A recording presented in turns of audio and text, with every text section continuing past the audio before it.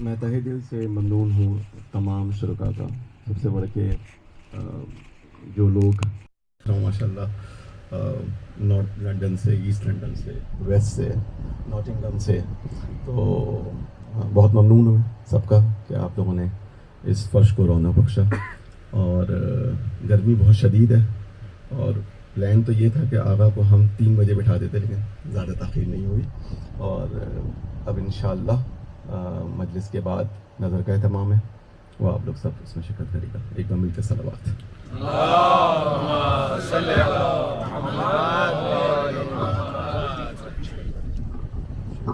نعرہ تکبیر، اللہ اکبر، نعرہ تکبیر، اللہ اکبر، نعرہ رسالت یا رسول اللہ، نعرہ رسالت یا رسول اللہ، نعرہ حیدری یا علی، حیدری یا علی، حسینیت زندہ باد، حسینیت زندہ باد، یزیدیت مرد آباد، یزیدیت مرد آباد. پر دشمنان اہل بیت صبح شام لعنت بے شمار، پر محمد و آل محمد بلند تر صلوات. اللہم صلی علی محمد و آل محمد. ایک سورہ فاتحہ 3 دفعہ سورہ توحید پڑھ کر تمام مومنین مومنات محرومین کے لیے، بانے آنے مجلس کے محرومین کے لیے، اپنے محرومین کے لیے. میری والدہ کی 18ویں برسی ہے آج، ان کی روح کو استاد سید سبت جعفر شہید عارف حسینی کے روح کو بڑھ کر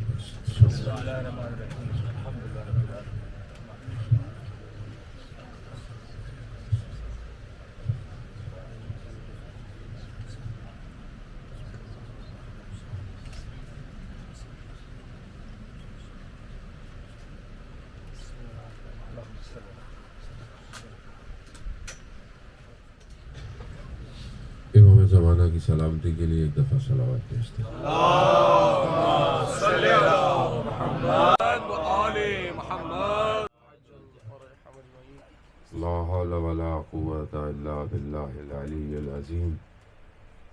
حسبنا اللہ ونعم الوکیل، نعم المولا ونعم النصیر. اعوذ باللہ من الشیطان الرجیم، بسم اللہ الرحمن الرحیم.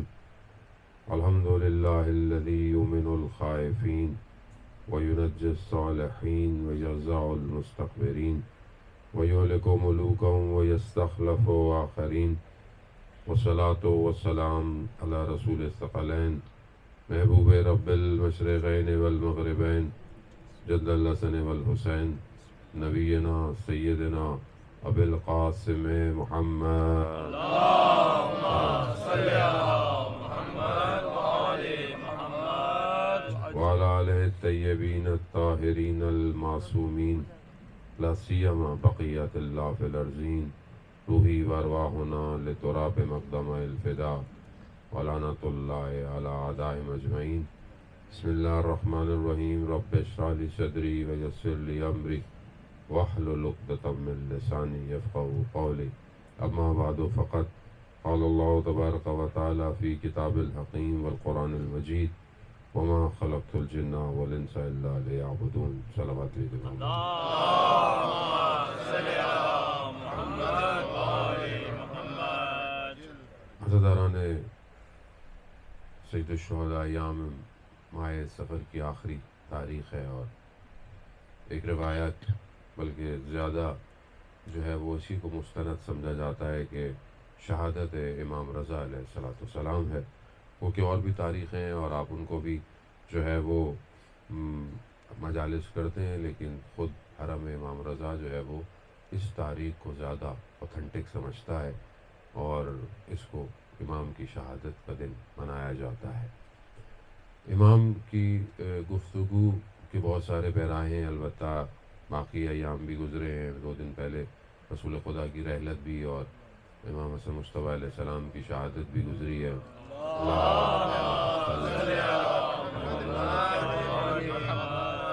موضوع بہرحال بہت سارے ہیں کیے جا سکتے ہیں، لیکن بہرحال بانیان مجلس نے بھی کچھ گزارشات کی ہیں، کوشش کریں کہ ان کو آپ کی خدمت میں پیش کیا جائے تھوڑی دیر کے اندر. وہ وقت کے جس وقت میں 8ویں امام کو امامت ملی ہے، امام کی جوانی ہے اور عباسیوں کا سخت دور ہے، اور پاور جو ہے وہ بنی امیہ سے عباسیوں کی طرف ٹرانسفر ہو چکی تھی اور حاکمیت بھی کافی زیادہ پھیل چکی تھی۔ اس دور کے اندر امام نے ظاہر اپنے ہر دور میں امام کو چیلنجز رہے ہیں، کیونکہ ہم لوگ، میں اپنے آپ کو مخاطب ہوں، خدا نخواستہ آپ کو نہیں کہہ رہا، ہماری ائمہ کی تاریخ میں ہماری اسٹڈیز بہت کم ہے، تو ہم بہت زیادہ اویئر نہیں ہو پاتے سوشل پولیٹیکل سچویشن جو ہر امام کی ہے، موسٹلی کیونکہ ہمارے یہاں مجلس میں بھی اور منقبتیں بھی جو ہیں وہ زیادہ امام علی کے گرد گھومتی رہتی ہیں۔ محرم محرم آتا ہے تو ہم امام حسین سید الشہداء علیہ السلام کی گفتگو کرتے ہیں، اس لیے ہمارے پاس بہت زیادہ نالج ائمہ علیہ السلام کی ہوتی بھی نہیں ہے، کیونکہ ہمارے پاس زندگی میں ٹائم ویسے ہے نہیں کہ ہم کتابیں پڑھیں، اور علماء کرام بھی بہرحال اگر ایک دن ولادت ہے ایک دن شہادت ہے تو اس میں کتنا زیادہ بہرحال بیان کر سکتے ہیں۔ تو ہر امام نے اپنے دور میں آپ سمجھیں کہ سخت ترین چیلنجز کا مقابلہ کیا ہے۔ جس طرح امام حسن کے لیے صلح جو تھی وہ قیام امام حسین سے کم نہیں تھی، مگر امام نے اسے انجام دیا، اور اسی طرح کربلا نے بہرحال جو پیش کیا وہ سب کا مقصد ایک ہی تھا، سب کا مقصد پرچم لا الہ الا اللہ کو بلند کرنا تھا، اپنی ذات، اپنی ذاتیات، اور کیونکہ وہاں خود شخصیت جو ہے وہ الہی ہے، اور جب الہی شخصیت ہو جائے تو اپنا کچھ نہیں ہے، سب الہ کا ہے، سب خدا کا ہے۔ تو ہر امام نے آ کر اپنے دور میں لا الہ الا اللہ کو کیسے پھیلانا ہے، کیسے انٹرپریٹ کرنا ہے، قرآن کو تبیین کیسے کرنا ہے، کیونکہ دیکھیں اسلام کامل ہو چکا تھا، اسلام میں ایڈیشن کی ضرورت نہیں تھی، اسلام میں کمی نہیں تھی۔ یوم اکملت لکم دینکم قول خدا ہے، یعنی قول الحق ہے، اور خدا کا قول حق ہے کہ جب خدا کہہ رہا ہے میں نے دین کو کامل کر دیا وہ کامل ہو گیا، اب دین میں کوئی کمی باقی نہیں ہے۔ ہاں اب دین پھیلانا ہے، دین کو لوگوں تک پہنچانا ہے، اس کی تفسیر کرنی ہے، اس کے لیے پروردگار نے خود انتظام کیا اپنے الہی نظام کے ذریعے سے۔ امامت نہ سنیوں کا ہے نہ شیعہ کا ہے، امامت جو ہے وہ بشریت کی بقا کا سسٹم ہے جسے خدا نے انسانیت کے لیے انٹروڈیوس کیا ہے۔ اب یہ جو امامت ہے اس کو ظاہر ہے ہر دور میں اتنا آسان نہیں تھا، کیونکہ ہر دور کے اندر ٹائرنٹ ہے، ہر دور کے اندر سب سے بڑی جو مشکل ہے وہ آپ اس بات سے ملاحظہ کریں گے جب ایک دفعہ خلیفہ وقت کے پاس امام موسیٰ کاظم علیہ السلام تشریف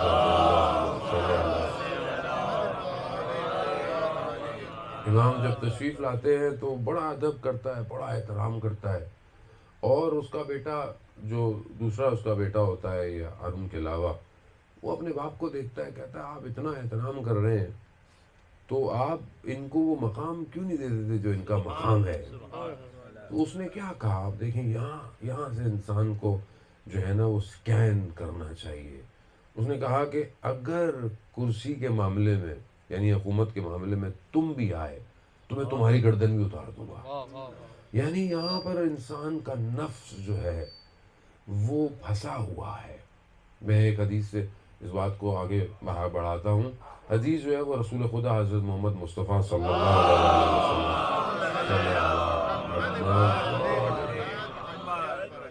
رسول خدا نے حضرت ابو ذر کو ایک بیان کیا، ایک حدیث ہے، چھوٹی سی حدیث ہے، اور دو چیزوں کی محبت کا ذکر کیا ہے، اور کہا ہے کہ یہ دو چیزوں کی محبت ایسی ہے کہ اگر یہ انسان کے اندر پائی جائے تو یہ دین کو اس سے ایسے چھینتی ہے جیسے رات کی تاریکی میں یعنی ڈارک نائٹ میں شیپس کے اس غلے کے اندر دو بھیڑیے آ جائیں اور وہ بھیڑیوں کو ساری رات مارتے رہیں، کھاتے رہیں اور ان کو ختم کریں، نہ مالک کو پتہ چلے کہ رات ہے، نہ شیپ کو یعنی بھیڑوں کو پتہ چلے کہ رات ہو رہی ہے، اور خون خوار بھیڑیے ہوں۔ دین کو دو محبتیں ایسے کھا جاتی ہیں انسان کی۔ کون سی محبت ہے؟ ہم سب اس کا شکار ہیں عزیزان محترم۔ حدیث ہے اس لیے کہ اپنے اوپر رکھو اور اس کو سکین کرو کہ تم کہاں کھڑے ہو، یہ قول رسول کہاں کھڑا ہوا ہے۔ رسول خدا نے کہا کہ حب المال مال کی محبت انسان سے دین کو چھین لیتی ہے. اور حب و شرف، یہ دو چیزیں ہیں. حب و شرف یعنی پوسٹ، یعنی ڈیزگنیشن، یعنی انسان اپنی زندگی میں کوئی نہ کوئی ایک چاہتا ہے کہ یہ مجھے مل جائے، یا میں جس پوسٹ پر ہوں اس کی خاطر میں اب کچھ بھی کرنے کو تیار ہوں. یہ صرف اس ملکوتیت کے اندر یا بادشاہت کے اندر نہیں ہے، یہ ہر شخص کے اندر پائی جاتی ہے. ہر شخص کسی نہ کسی طریقے سے مال کی محبت میں گرفتار ہے. ہر شخص کسی نہ کسی طریقے سے کسی ڈیزگنیشن، کسی پوسٹ کا، چاہے وہ اپنے گھر کے اندر ہو. گھر کے اندر مرد ہے، اس کو اسی پہ گھمنڈ ہے، وہ اسی پہ لڑ رہا ہے اپنے گھر میں، اپنی پریشر پورا ڈال رہا ہے. میں مرد ہوں، میں بڑا ہوں، میں یہ ہوں، میں وہ ہوں، میری ڈگنیٹی گرتی ہے، میں یہ بات کر لوں، میں بات مان لوں تو میں جھک جاتا ہوں. کیسے جھک جاتا ہے؟ کوئی انسان ہے، سامنے والے بھی انسان ہے، ہر کوئی انسان ہے. خدا نے بہرحال ہر کسی کو الگ الگ رشتے دیے ہوئے، اس پہ آپ کی اپنی ڈیوٹی ہے. یہ اتنا خطرناک ہے کہ انسان اسلام کے راستے پہ چلتے ہوئے بھی گمراہ ہو جاتا ہے، دین کھنچ جاتا ہے اس کے وجود سے. اب آپ بہرحال صلوات بھیجتے محمد والے صلی علی محمد وعلی محمد وعجل فرج. خوب، اب یہ ہم بہرحال اپنی زندگی میں دیکھیں کہ مال کی محبت. اب آپ بولیں گے مولانا صاحب ہمیں کیا مال سے محبت ہے، جو اللہ نے دیا ہے الحمدللہ. لیکن جب ہم کام کرنے لگتے ہیں، کمانے لگتے ہیں، بھاگ دوڑ کرنے لگتے ہیں، وہاں پھر ہم دیکھتے ہیں کہ ہم کس کے پیچھے بھاگ رہے ہیں. کنزیومر ورلڈ ہے، ویسے بھی ہم کوپریٹ ورلڈ میں زندہ ہیں، کیپٹلسٹ تھاٹ ہے ہر جگہ. ہم خود صبح شام کنزیوم ہو رہے ہیں، ہم اسی دوڑ کے اندر دوڑ رہے ہیں، ہمیں خود نہیں پتہ ہوتا. مجلس میں ہوتے ہیں تو شیعہ ہوتے ہیں، مسلمان ہوتے ہیں، جیسے آفس جاتے ہیں، کوپریٹ میں جاتے ہیں، سب ختم ہو جاتا ہے انسان کی زندگی سے. وہ کیونکہ سسٹم ڈیزائنڈ ایسا ہے کہ انسان کو اتنا بزی کر دیتا ہے کہ انسان کو احساس نہیں ہوتا کہ وہ کس ریس میں دوڑ رہا ہے. انسان دوڑ رہا ہے. بچہ جو ہے وہ، مطلب آپ بچے سے پوچھیں تو اس کو گیم چاہیے، اس کو میرے موبائل میں کون سے ہیں، اس کو ایکس باکس چاہیے، اس کو جو ہے وہ کوئی اور چاہیے، پی ایس چاہیے. وہ اس دوڑ میں دوڑ رہا ہے. بڑا کسی اور دوڑ میں دوڑ رہا ہے، خاتون کسی اور دوڑ میں دوڑ رہی ہے. ہر چیز دوڑ رہی ہے. اور ہمارے پاس جسٹیفیکیشن ہے. میرے پاس میری جسٹیفیکیشن ہے، آپ کے پاس آپ کی جسٹیفیکیشن ہے. اور یہ جسٹیفیکیشن ہمیں آہستہ آہستہ ہمارے وجود سے، جو حقیقی وجود ہے، اس سے دور کر رہی ہے. پھر جب ہم نماز میں کھڑے ہوتے ہیں تو ہماری نماز میں ہم سے گریہ نہیں ہوتا، ہماری نماز میں ہمیں خوشو خضوع نہیں آتا. پھر جب ہم قرآن کی تلاوت کرتے ہیں، قرآن کی آیات ہم سے گفتگو نہیں کرتی ہیں، نہ ہمیں عرش کی آوازیں سنائی دیتی ہیں. قرآن کیا کہہ رہا ہے؟ یسبح للہ ما فی السماوات و ما فی الارض. زمین اور آسمان کیا کر رہا ہے؟ تسبیح کر رہا ہے. لیکن مجھے تسبیح کی آواز کبھی آج تک آئی نہیں ہے. کیونکہ میں اتنے شور میں ہوں اپنی زندگی کے، اتنا میں نے اپنے آپ کو آکوپائڈ کر لیا ہے کہ میں اپنے آپ کو خلوت دے ہی نہیں رہا، تنہائی دے ہی نہیں رہا. بزی ہوں میں ہر وقت. سونے سے پہلے، اٹھنے کے بعد سوشل میڈیا دن بدن جو ہے وہ انسان کی زندگی کو گھیرتا جا رہا ہے. آئی جو ہے اس نے زندگی کو اتنا اوور ٹریپ کر لیا ہے کہ ابھی نیا جو آئی فون ہے اس کے اندر اور فیچر ڈال دی ہیں. جو تھوڑا بہت فارغ تھا وہ بھی فارغ نہیں رہے گا. تو تھوڑا بہت نئی واچ آئی ہے، وہ اور زیادہ دیر تو چلو نہیں، بات نہیں کرو تو وہ کہتی ہے آپ نے بات زیادہ کر لی ہے، کم کر لی ہے. یعنی آپ اکیلے نہیں ہیں. اور جب انسان کی زندگی میں خلوت نہ ہو تو جلوہ الہی اسے نظر نہیں آتا.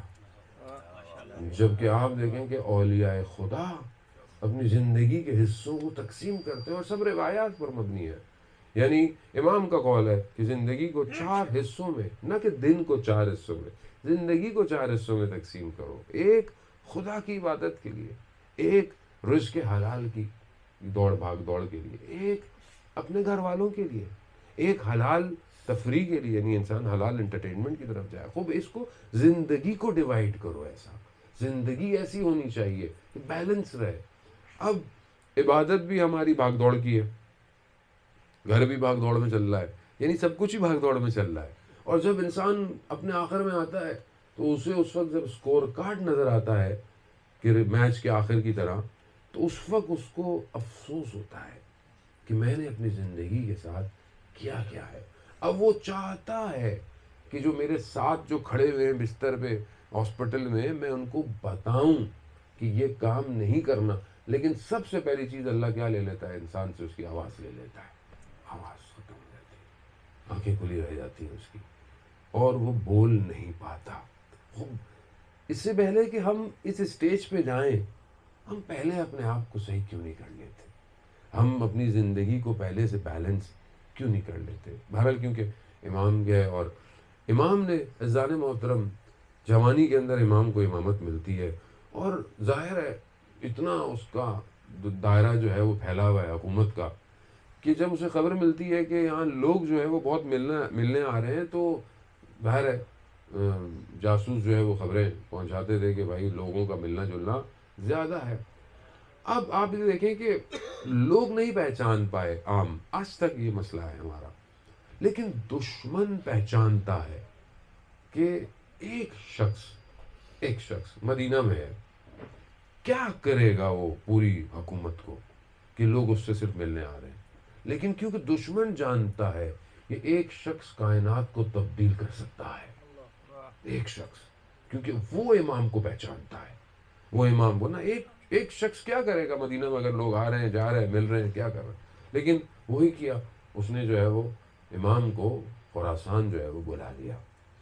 اب کہنے کو اس نے کہا کہ میں اپنے انڈر میں رکھوں گا، ولی عہد بھی بنا دیا، سب کچھ کر دیا، اور لوگوں نے بولا امام کیا کریں گے، لیکن آپ دیکھیں امام نے کیا کام کیا کہ اپنی اس امامت کے ٹائم میں تشیع کو اتنا انکریز کر دیا، اتنا پھیلا دیا، آج آپ کے سامنے اس کے اثرات دنیا میں نظر آتے ہیں۔ یہ ولی نعمت امام رضا علیہ السلام کا کمال ہے، یعنی کس طریقے سے کہ ان کو اس نے اپنے انڈر میں رکھا، جاسوس رکھے، گھبرا گیا، وہاں آزادی ہے، آپ جائیں نماز پڑھائیں، آپ جائیں یہ کریں۔ جب اس نے دیکھا کہ لوگ امام کی طرف اس طرح بڑھتے ہیں تو اس نے سب امام کی جماعت کو بھی کینسل کروا دیا، یعنی سب کچھ کر دیا، سب اس نے دیکھا، بارش نہیں آ رہی، امام کو بلایا، بارش آ رہی ہے، سب کچھ، لیکن امام نے اندر اتنا کام کیا اور اس زمانے کے چیلنج کے حساب سے امام نے اتنا نیٹ ورک انکریز کر دیا اور آمادہ کیا۔ ان ائمہ نے خاص طور پہ 7ویں امام کے بعد سے لے کر 8ویں امام، 9ویں امام، 10ویں امام نے 11، انہوں نے پوری دنیا میں نیٹ ورک کو اتنا سٹرونگ کر دیا، اور پتا تھا انہیں کہ ہمارا 12واں غیبت میں چلا جائے گا، اس 12واں کی غیبت میں جانے سے پہلے ہم لوگوں کو ریڈی کر دیں، لوگ اس کے لیے پریپیئر ہو جائیں، اور پریپیئر کیا۔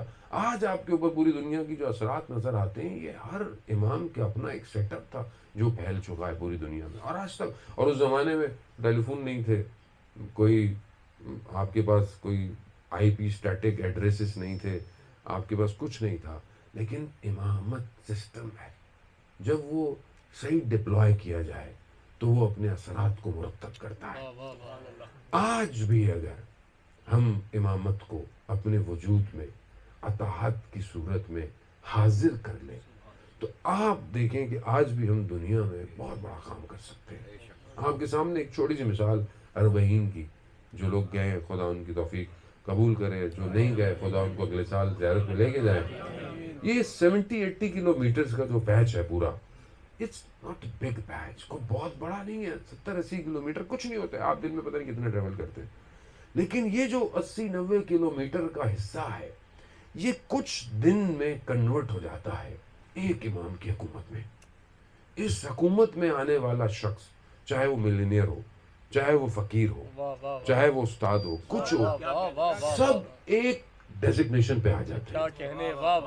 کوئی بڑا نہیں ہے، کوئی چھوٹا نہیں ہے، کوئی پوچھتا بھی نہیں ہے کہ تم کون ہو، کوئی پوچھتا نہیں ہے، آپ کو پتا بھی نہیں ہے کہ جو شخص خدمت کر رہا ہے وہ شاید اس کی جو ورتھ ہو $100 ملین ہو، لیکن وہ خدمت کر رہا ہے اور آپ بھی اس کے ساتھ ویسے ہی ہیں، بلکہ وہ آپ کو زیادہ مقدم جانتا ہے۔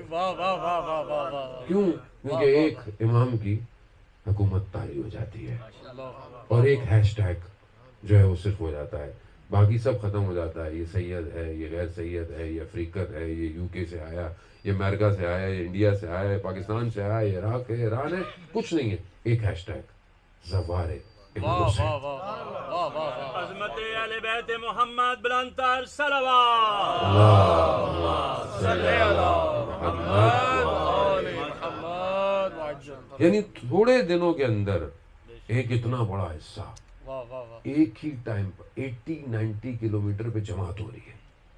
جب آپ دیکھیں اذان ہوتی ہے، ہر موقع پہ نماز ہوتی ہے کہ نہیں ہوتی ہے، یعنی 80-90 کلومیٹر پر ایک جماعت ہو رہی ہے، 80-90 کلومیٹر پر ایک دسترخوان بچھا ہوا۔ واہ واہ واہ واہ، بیٹھنے والا یہ نہیں کہتا کہ میں جلدی کھا لوں، بلکہ وہ کہتا ہے کہ دوسرا جلدی کھا لے، دوسرے کو اچھی جگہ مل رہا ہے، دوسرے کو آرام۔ کیوں؟ کیونکہ جب آپ امام کی حکومت میں داخل ہوتے ہیں تو سب سے پہلے آپ کی میں ختم ہو جاتی ہے، واہ واہ واہ واہ واہ واہ واہ واہ واہ، سب سے پہلے یہ ختم ہو جاتی ہے آپ کی۔ کیا کہنے، اور جب یہ میں ختم ہو جائے تو پھر میں تو ہوتا ہی نہیں، صرف امام رہ جاتا ہے۔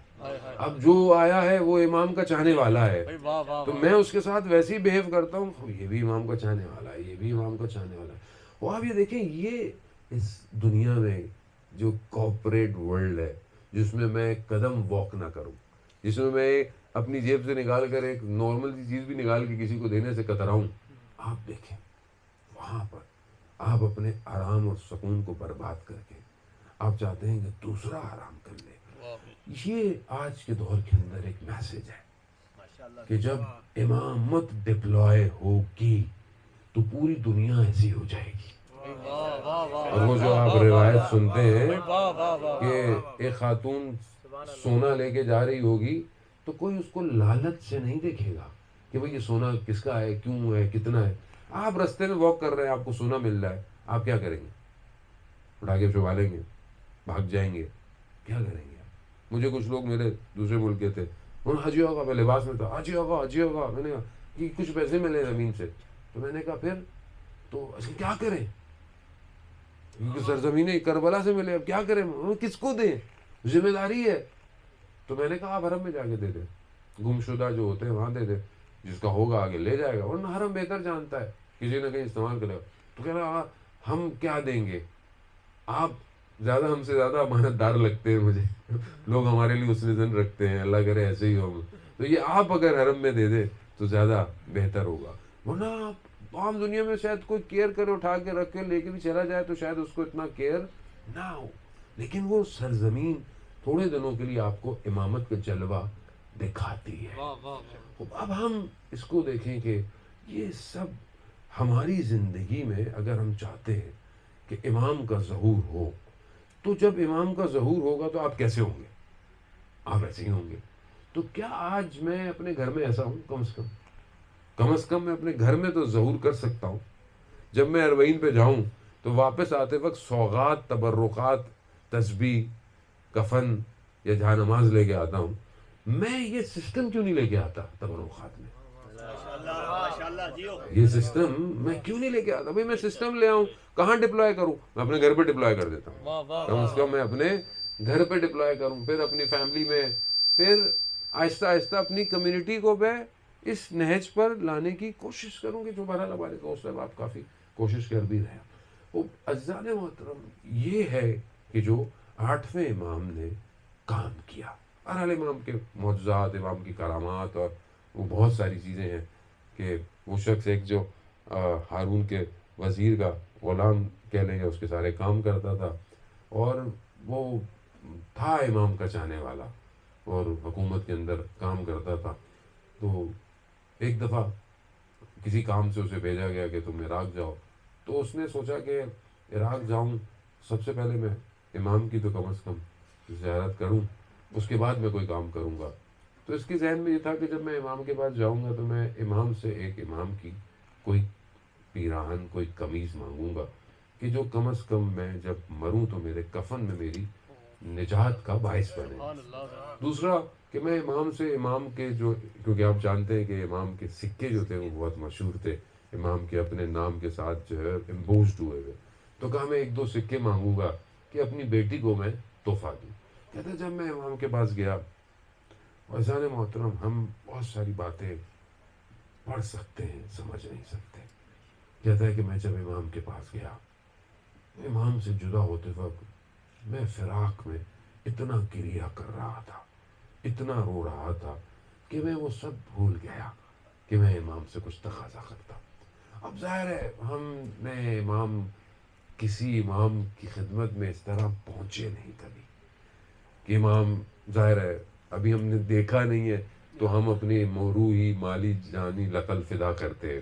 اگر ہم دیکھ لیتے تو کیا کرتے ہیں امام؟ اس لیے آخری زمانے کے لوگوں کے لیے ائمہ نے بہت बाकमाल हदीस बयान की है कि ये वो लोग होंगे जो हमें देखेंगे भी नहीं मगर फिर भी हमसे मोहब्बत करेंगे और हमारी अताअत करेंगे।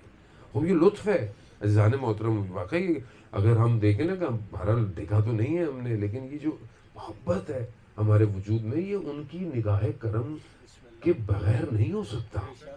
यानी आपके दिलों को, बस आपके दिलों को इस टाइम मैं महसूस कर रहा हूँ कि इमाम रज़ा ने ख़रीद लिया है। अब ये जो दिल आपके ख़रीदे में है, अब आपका दिल चाह रहा है कि किसी तरीके से दिल मेरा और टूटे। और वो एक शायर ने बड़ा कमाल का कलाम भी फ़ारसी में लिखा है, मैं अक्सर जब जाता हूँ हरम मशहद मुक़द्दस, खुदा आपको भी ज़ियारत नसीब फरमाए, तो जब मैं एंटर होने लगता हूँ तो मैं दरवाजे से एंटर होने से पहले वो एक आध जुमला उस शायर का ज़रूर पढ़ता हूँ कि बद दिल शिकस्ते ओमदम, यानी टूटे हुए दिल के साथ आया हूँ और अपने इस दिल का ख़रीदार आपको पाता हूँ मौला, तो आप मेरे इस दिल को कम से कम ख़रीद लें मौला। दे ओमदे हम, यानी मैं आ गया हूँ। तो अब ये जो कैफियत थी वो जुदा हो रहा था, वो बर्दाश्त नहीं हो, रोने लगा, गिरिया, गाड़ी में निकल के थोड़ा आगे गया तो इमाम ने उसे आवाज़ दी, इधर आओ हाजी मौला। कहा मैंने सोचा कि तुम्हें अपना एक लिबास दे दूँ जो तुम अपने कफन में जब तुम अजल आ जाए तो रख लेना, और ये कुछ सिक्के हैं मेरे, ये ले जाओ अपनी बेटी को दे देना। कहने लगा मौला मैं भूल ही गया, ये सब कुछ मैं खुद चाहता था। जाने मोहतरम, इमाम दिलों के हालों से वाकिफ़ है। आप यहाँ बैठे हुए हैं, बेशक इमाम का रोज़ा मशहद मुक़द्दस में है, लेकिन मौला आपके दिलों से वाकिफ़ है। इमाम ही नहीं जो अपने चाहने वालों की हालत से आशना ना हो, इमाम नहीं है वो। इमाम वही है कि 10वें इमाम फरमाते हैं ना कि तुम लबों को हिलाओ और दुनिया में कहीं भी होगे हम तुम्हारी आवाज़ सुन लेंगे। ये इंसान को बहरहाल इस राब्ते को अपने आप को मजबूत करना ज़रूरी है। इमाम ने बहरहाल सोशल एस्पेक्ट से उस ज़माने में तबलीग जो है वो सिस्टम को इनहेंस की और लोग बहरहाल बनाए, और मौजज़ात करामात इमाम की ज़िंदगी के बहुत सारे हैं। और इमाम की ज़िंदगी यानी ज़ाहिरी दुनिया में जाने के बाद भी आप देखें कि आज भी इमाम का हरम जो है वो शिफा दे रहा है, उम्मीदें दे रहा है, पता नहीं क्या क्या बट रहा है। और खुदा मुझे नहीं पता आपकी क्या कैफियत होती है, मैं तो जब भी बहरहाल वो वीडियो भी देख लूँ ना गुंबद की और मस्जिद गौहरशाद की, तो दिल बड़ा खिंचा चला जाता है। एक अजीब मैग्नेट है, एक अजीब मकनातीस है। मुझे तो तकरीबन जो है वो पहली ज़ियारत किए हुए और अभी तक मुझे मेरे ख्याल में को 19-20 साल हो गए, और अभी तक जब मैं वो सहने गौहरशाद मस्जिद में जाता हूँ तो वो जो पहली फीलिंग थी ना वो आज तक वापस वही की हुई है। इमाम ने जो लुत्फ़ और करम किया हुआ है उसको सेव करके रखा, जब भी जाए वो एक कैफियत आपके अंदर आती है। ये असल में ये जो कनेक्शन है ये क्यों है? असल राबता ज़ियारत का या इमाम के साथ ही क्यों है? आयतुल्लाह मिसबा यज़दी फरमाते हैं कि असल में जब आप इमाम की ज़ियारत जाते हैं या इमाम से, असल ज़ियारत कनेक्शन है, कनेक्टिविटी है। ये हमेशा हम मजलिस हम बर्पा कर रहे हैं, कायम कर रहे हैं, इमाम का जिक्र कर रहे हैं, इसका असल मकसद इमाम से कनेक्टिविटी है। अगर इमाम से कनेक्टिविटी नहीं हो रही है तो फिर या तो बयान करने वाला मुश्किल में या फिर मैं सुनने वाले में कोई ना कोई मुश्किल है, वरना उनकी तरफ से कोई मुश्किल नहीं है। अब इस कनेक्शन का जो सबसे चीज़ जो इम्पोर्टेंट है वो क्यों है कि जब आप इमाम से कनेक्ट होंगे तो फिर आप उसको पहचानेंगे जो इमाम का खालिक है।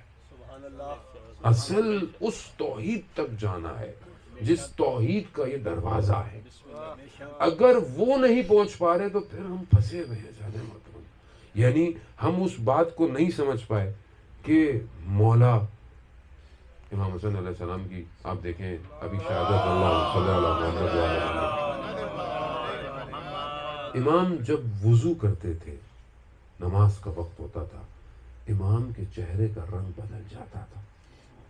जब इमाम नमाज में खड़े होते थे तो खुशू खुजू से गिरिए करते थे। इमाम हसन का गिरिया मशहूर है, हम बहुत सारे और आइमा के बारे में सुनते हैं, लेकिन खुद छठे इमाम ने अपने जद के लिए हदीस बयान किए कि पानी को देखें गिरिया, मौत को याद करे गिरिया, सिरात को याद करे गिरिया, हत्ता इबादत में बेहोश हो जाना حال سے نکل جانا.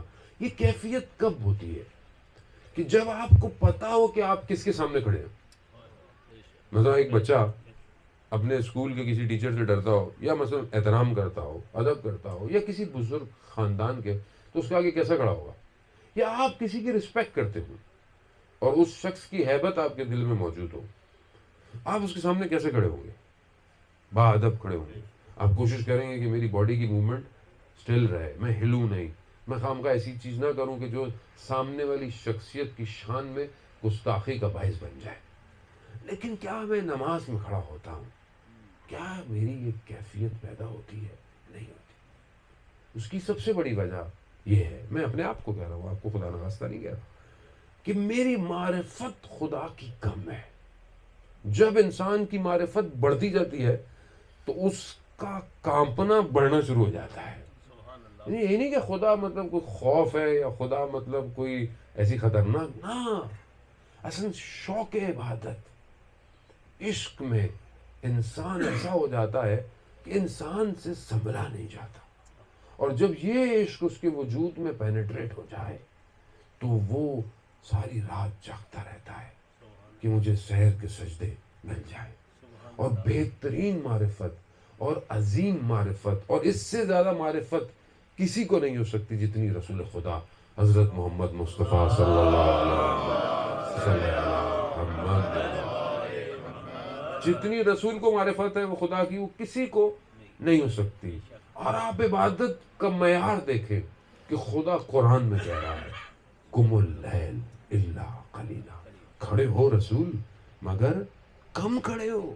یعنی اتنا کھڑا ہو رہے ہو تم، اتنی عبادت کر رہے ہو. مولا کائنات کہتے ہیں کہ رسول خدا کے پاؤں سوج جاتے تھے. سوج نہیں، رسول خدا آپ کو عبادت کی ضرورت. کائنات آپ کے صدقے میں خلق ہوئی ہے. رسول خدا نے اپنی ازواج کو جب ان سے کہتے تھے کہ آپ کو کیا ضرورت ہے، رسول خدا کا ایک ہی جملہ ہے، کیا میں خدا کا شکر گزار بندہ نہ رہوں؟ یعنی میں خزان محترم. اب ہم اپنی پریکٹیکل لائف میں دیکھیں ساری چیزیں امپورٹنٹ ہیں، مگر اصل امپورٹنٹ یہ ہے کہ کیا ہم اس مقصد کی طرف جا رہے ہیں جس کے لیے 1,24,000 آئے، جس کے لیے سید الشہداء نے قربانی دی. کیا ہم اس طرف بڑھ رہے ہیں؟ اصل یہی ہے. آپ ظاہری طور پہ بہت ساری چیزیں کرتے رہے، کچھ بھی کرتے رہے، مگر آپ انٹرنلی موو نہیں کر رہے. باڈی نے موو نہیں کرنا. شہید آوینی کا جملہ ہے، بہت بڑے شہید ہیں، شہید قلم کہا جاتا ہے. قلم ان کا بہت اسٹرانگ تھا، اور وہ کہتے ہیں کہ امام تک پہنچنے کے لیے اپنی رفتار کو تیز کرنا پڑے گا. اگر آپ کی رفتار تیز نہیں ہے تو آپ امام تک نہیں پہنچ سکتے. کیوں؟ کیونکہ سید الشہداء کا کارواں کسی کے لیے رکا نہیں ہے. وہ کارواں کربلا جو جا رہا ہے وہ چلتا رہا ہے، جو آ گیا وہ آ گیا، رکا نہیں ہے. دعوت ضرور دی گئی، لیکن یہ نہیں کہا کہ ہم رکے ہوئے تم آؤ گے یا نہیں آؤ گے. نہیں، ہم جا رہے ہیں، آنا ہے تو آؤ. اب یہ رفتار جو ہے وہ کون سی ہے؟ یہ رفتار دوڑنے والی ہے. آپ صبح 5 کلومیٹر سپرنٹ لگاتے ہیں تو آپ پہنچ جائیں گے امام تک. نہیں، یہ رفتار انٹرنل ہے. یعنی اپنے باطن سے تم کتنی تیزی سے اپنے امام تک پہنچو گے. کیونکہ دیکھیں سب کچھ وہی تھا، سعید، عثمانی مکتب، تاجر، بزنس مین، بڑا کارواں، سب کچھ وہی ہے. لیکن جب امام نے بلایا کہ آؤ، امام کے پاس چلا گیا، واپس آیا، وہی سعید ہے. سب چھوڑ دیا، اور وہ سعید انٹرنلی چینج ہو گیا. یہاں تک چینج ہوا کہ روز عاشورہ امام نماز پڑھ رہے ہیں اور تیر اپنے سینے پہ لے رہا ہے. انٹرنل تھوڑا ہے، انٹرنل. اور وہی ہے، شجاعت ہے. اور جیسا کوئی کوفہ میں نہیں ہے، روکنے والا، سالار بھی ہے، سب کچھ ہے. مگر کیا وہ امام کے قریب تھا؟ نہیں تھا. لیکن شب عاشورہ جب وہ اندر سے امام تک دوڑا ہے تو حور علیہ السلام ہو گیا. وہ کتنا تیز آیا، کتنا تیز آیا کہ سب سے پہلے چلا گیا. یعنی آپ تصور نہیں کر سکتے. یہ دیکھیں، یہ بات میٹر کی نہیں ہے، اور شاید میں ڈیفائن نہ کر پاؤں. میٹر نہیں ڈیفائن کر سکتا امام کے ساتھ کو. میٹر میں طاقت ہی نہیں ہے. ہور کو دیکھیں آپ، ہور ٹائم ٹریول کر چکا ہے، ہور اپنی ذات سے مکان سے نکل کر آج لوگوں کو شفا دے رہا ہے. ہور علیہ السلام ہو کر حوض علمیہ قم ہور علیہ السلام سے توسل کر کے حائری جزدی نے بنایا ہے کہ آج پوری دنیا کے اندر اسلام جو قم المقدسہ سے جا رہا ہے وہ حضرت ہور کا ٹائم ٹریول ہے. ہور یعنی اتنی تیزی سے اپنے وجود سے اپنے امام کے پاس آیا. میں انٹرنلی موو کر رہا ہوں یا نہیں کر رہا، یہ بہت امپورٹنٹ ہے. اور انٹرنلی موو کرنے کے لیے مجھے اپنے انٹرنل سسٹم کو بیلنس کرنا پڑے گا. اور یہ بیلنسنگ کوئی مشین نہیں کرے گی، کوئی آٹو موبائل کمپنی نہیں کرے گی. یہ بیلنسنگ قالا امام کرے گا. اور یہ قالا امام جتنا زندگی میں آئے گا اتنا انسان بیلنس ہوتا چلا جائے گا. اب آپ اپنی زندگی میں دیکھ لیں، قالا واٹس ایپ، قالا انسٹاگرام، قالا ٹک ٹاک، اسنیپ چیٹ، سب کچھ ہے. قالا امیر المومنین کتنا ہے، نہج البلاغہ کتنا ہے، قال اللہ قرآن کتنا ہے، زندگی میں اتنا ہے. تو آپ خود پرسنٹیج نکال لیں اپنی کہ جب میری زندگی کو بیلنس نہیں ڈس بیلنس کیا جا رہا ہے. ایکچولی یہ ڈس بیلنس کرنے کے لیے دنیا جہان ہے، مگر بیلنس کے لیے میرے پاس ایکویشنز ہیں بٹ میں اس کو یوز ہی نہیں کر رہا. تو اب آپ خود سوچیں کہ ہم کیسے انٹرنلی امام تک پہنچیں. دیکھیں امام کو ساری چیزیں ریکوائرڈ ہیں، نو ڈاؤٹ. راتوں رات امام نہیں آئیں گے، معجزہ بھی نہیں ہوگا، کیونکہ معجزہ ہونا ہوتا تو خود کب کا ہو چکا ہوتا. یعنی سب سے پہلی چیز جو امام کو ضرورت ہوتی ہے وہ امت ہوتی ہے. اور اگر امت تیار نہیں ہے امام نہیں آئیں گے. یہ آپ یاد. اب آپ بولے ہم ساری زندگی تیار نہیں ہو تو امام نہیں آئیں گے. نہیں، ایسا بھی کچھ نہیں ہے. اس خوش فہمی میں بھی ہم نہ رہے. کیوں؟ کیونکہ خدا کا وعدہ ہے اور خدا اپنے وعدے کو خود نبھاتا ہے. اگر میں تیار نہیں ہوں کوئی اور تیار ہو جائے گا. اور لوگ ہو رہے ہیں تیار امام کے لیے، لوگ تیار ہو رہے ہیں. مسئلہ یہ ہے کہ یہ کاروان چل رہا ہے، میں اس کاروان میں کہیں پیچھے نہ رہ جاؤں. تو بھارت میں آخری کے جو کچھ منٹ ہیں میں آپ کی خدمت میں قالا امام رضا علیہ الصلوۃ والسلام پیش کر درود بھیجتے محمد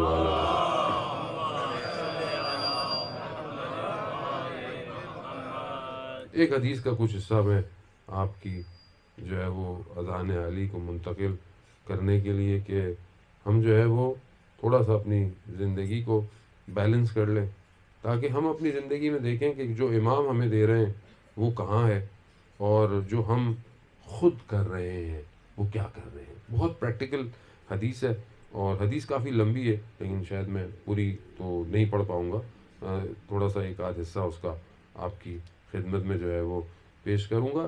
امام نے جو ہے وہ سالم عقل کے لیے کہ انسان کی عقل، مسلمان کی جو انٹلیکچوئل ہے وہ سالم ہو، اس کی نشانیاں بیان کی ہیں. اب دنیا انٹلیکچوئل کی ڈیفینیشن کچھ اور کرتی ہے کہ بہرحال ظاہری طور پہ پڑھا لکھا ہے، لبرل ہے، سیکولر ہے اور مثلا دین پہ انگلیاں اٹھاتا ہے، تو آج کل ہم کہتے ہیں بڑی انٹلیکچوئل گفتگو ہے، جبکہ انٹلیکچوئل گفتگو نہیں ہے. انٹلیکٹ عقل جو ہے وہ بہرحال موضوع بہت پھیل جائے گا، میں اتنا گفتگو نہیں کر پاؤں گا. جو انسان کا انٹرنل ہے وہ ایک اوور لیپ اس کا لباس ہے جسے روح کہتے ہیں، اور وہ لباس روح جو ہے وہ 3 حصوں میں ڈیوائیڈ ہے. ایک جو ہے وہ نفس ہے، ایک عقل ہے اور ایک قلب ہے. یہ 3 چیزوں کے اندر وہ ڈیفینیشن ہے، اور سب کی کیٹیگریز اور سب کی اپنی قسمیں ہیں اور سب کے اپنے لیولز ہیں. انسان جو ہائیسٹ لیول ہے وہ قلب ہے، جس کے لیے پروردگار قرآن میں بھی کہتا ہے، مولا متقیان بھی مناجات میں کہتے ہیں کہ اللہم انی اسألک یوم لا ینفع، پروردگار میں تجھ سے اس دن کا سوال کرتا ہوں جس دن کوئی چیز فائدہ نہیں دے گی سوائے اس کے جو قلب سلیم لے کر آئے گا. یعنی بیسٹ جو آپ کہہ لیں ڈگری جو ہے وہ قلب ہے. ہماری گفتگو بہرحال عقل پر ہے، وہ بھی عقل کی ڈیفینیشن پہ نہیں ہے. سالم عقل کسے کہتے ہیں؟ عقل کا کام ادراک کرنا ہے، درک کرنا. قرآن جہاں کہہ رہا ہے وما ادراک ما لیلۃ القدر، یعنی تمہاری عقل لیلۃ القدر کو درک نہیں کر سکتی ہے. اور اس کے علاوہ انسان جتنی بھی یہ دنیا کی بھی معاملات کو طے کرتا ہے یہ سب عقل سے کرتا ہے. کمپیریزن، جو آپ کہہ لیں کہ کیلکولیشنز، یہ سب عقل کا کام ہے. عقل درک کرتی ہے، عقل دیکھتی نہیں ہے، عقل درک کرتی ہے. بہرحال فلسفے کی اپنی بحث ہے.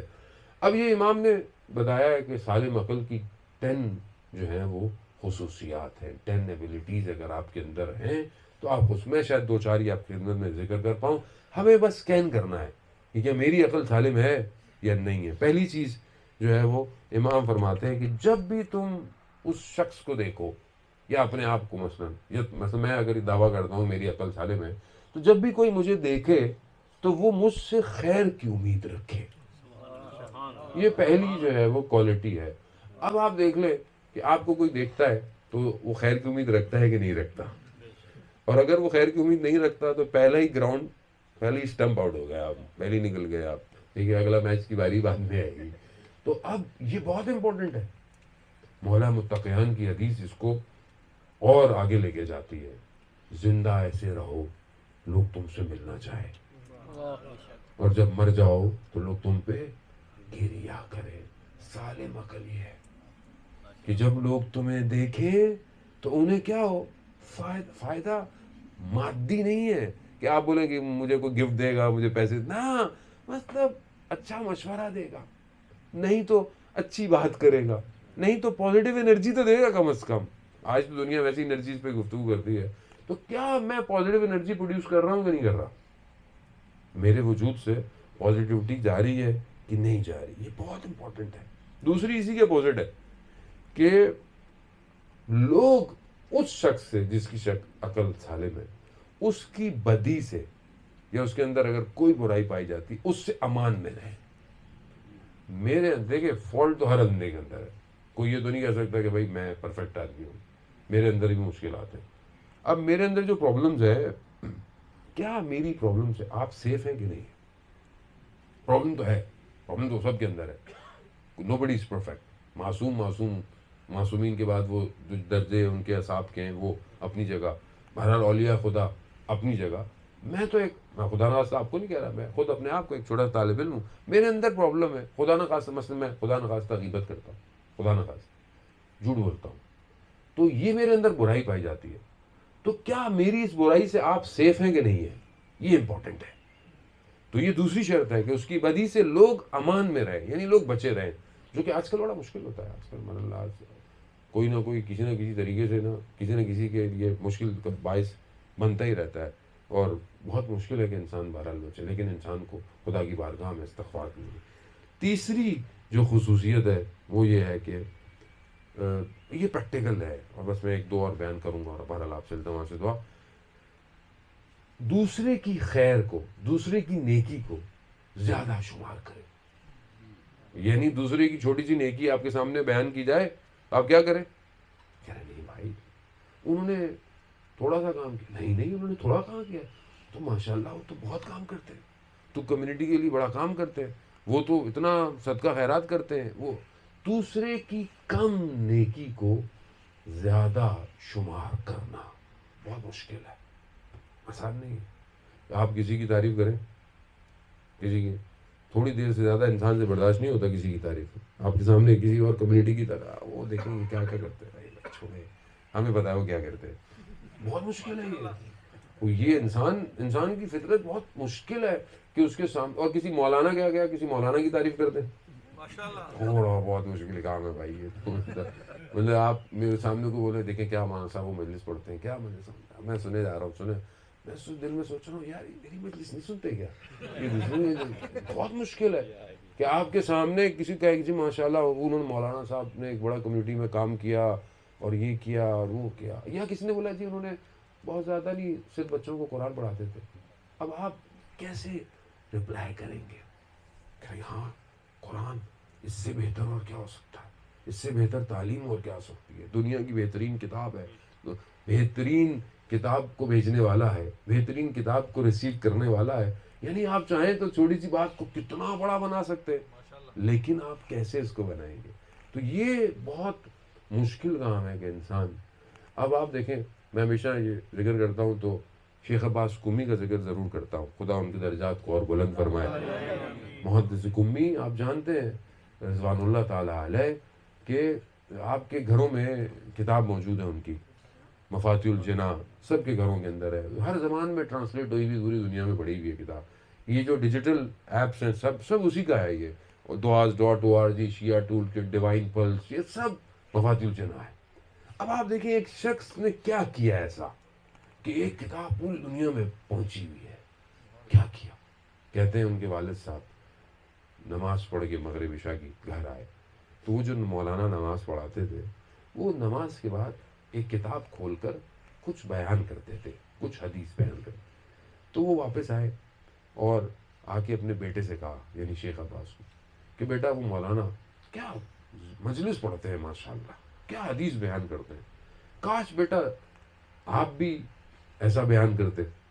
اب وہ جو مولانا روز کتاب کھول کے حدیث بیان کر رہے ہیں وہ کتاب منازل الاخرہ ہے اور وہ کتاب شیخ عباس قمی کی ہے، یعنی خود انہوں نے لکھی ہے کتاب، وہ کتاب کو مولانا پڑھ رہے ہیں اور والد صاحب کہہ رہے ہیں کہ ماشاءاللہ بیٹا کاش آپ بھی، ابھی ہم ہوتے تو کیا کرتے؟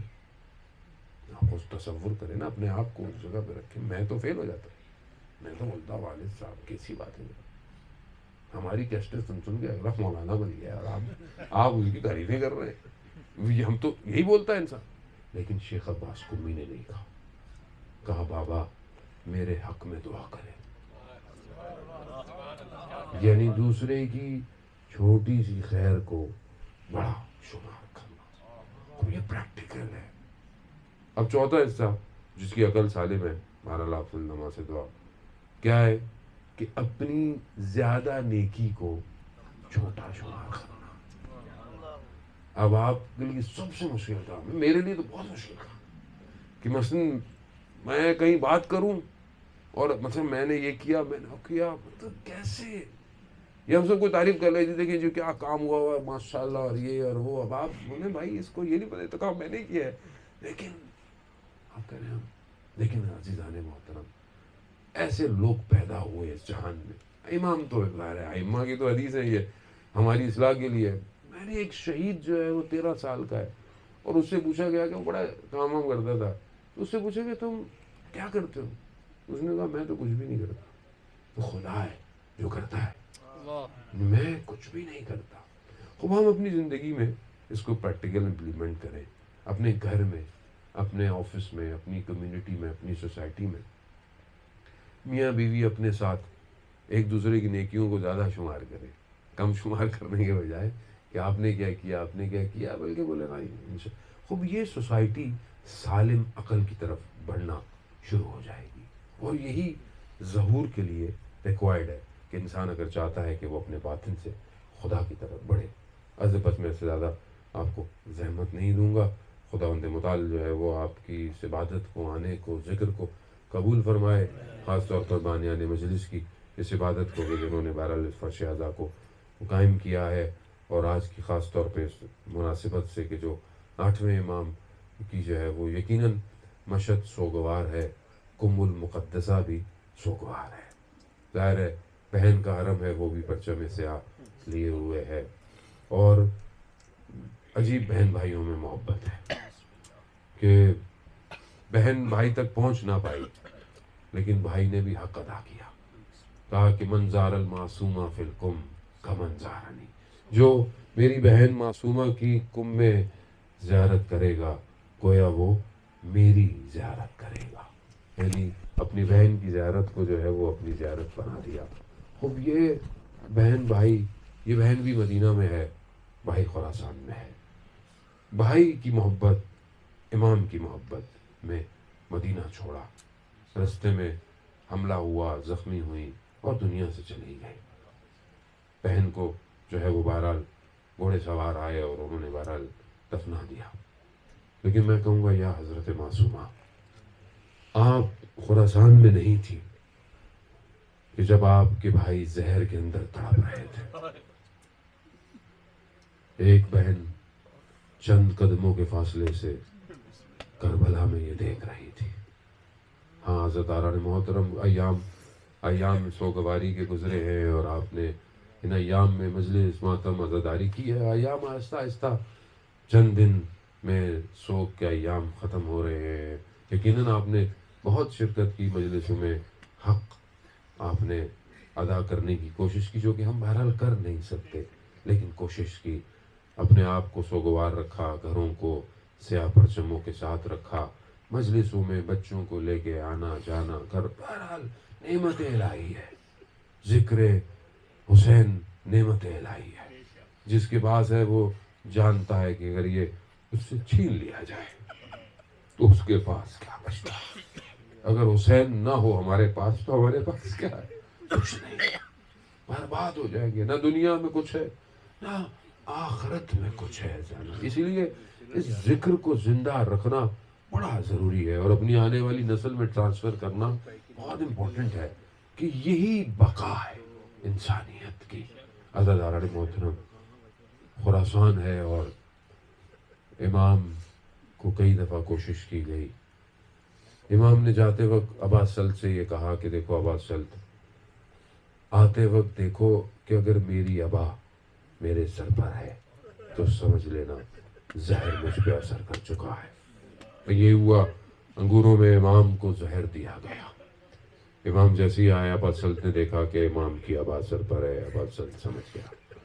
آئے، گھر میں داخل ہوئے، دیکھا غلام جو ہیں وہ کھانا کھا رہے ہیں.